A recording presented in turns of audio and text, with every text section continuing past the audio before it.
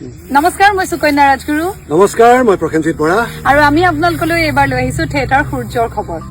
ৰ'ব প্ৰথমে এটা দশক উভতি যাম 2015 চন মনীন্দ্ৰ বৰ্মনৰ তত্ত্বাৱধানত সৰ্থেবাৰীত জন্ম হ'ল এক নতুন নাট্যগোষ্ঠীৰ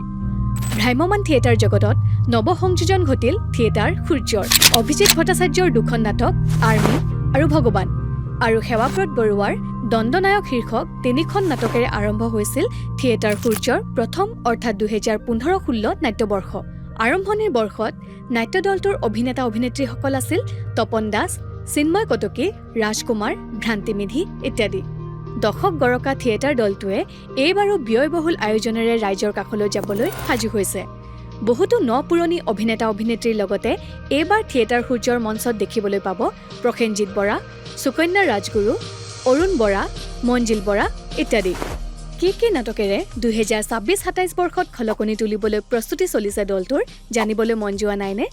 শুনক থিয়েটাৰ সূৰ্যৰ মঞ্চ শুৱনি কৰি এইবাৰ 3খন খুব ধুনীয়া নাটক আপোনালোকৰ বাবে উপস্থাপন কৰা হ'ব আৰু 3খন নাটক হৈছে আমাৰ শ্ৰদ্ধাৰ অভিজিৎ ভট্টাচাৰ্যদেৱৰ ৰচনা আৰু পৰিচালনাৰে এতিয়া বৰ্তমান চৰ্চাত থকা এখন খুব ধুনীয়া নাটকৰ নাম মই তোমাৰ কাষতে আছো লগতে আছে তেখেতৰ অনুপম সৃষ্টি আৰু এখন খুব সুন্দৰ নাটক যাৰ নাম হৈছে মায়াহীন ৰাতিৰ কোলা শ্ৰদ্ধাৰ প্ৰশান্ত মেনাদেৱৰ এখন খুব সুন্দৰ নাটক আপোনালোকে এইবাৰ আমাৰ মঞ্চত উপভোগ কৰিবলৈ পাব যাৰ নাম হৈছে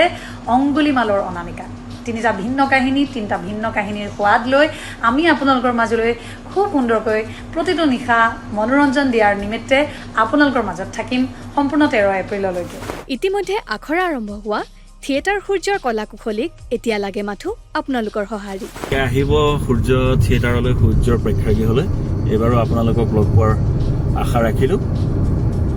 আশীৰ্বাদ কৰিব বছৰটো যাতে সুকলমে যায় মঞ্জিল কিবা ক'বা আমি আশীৰ্বাদ বিচাৰিছোঁ চিত্ৰবন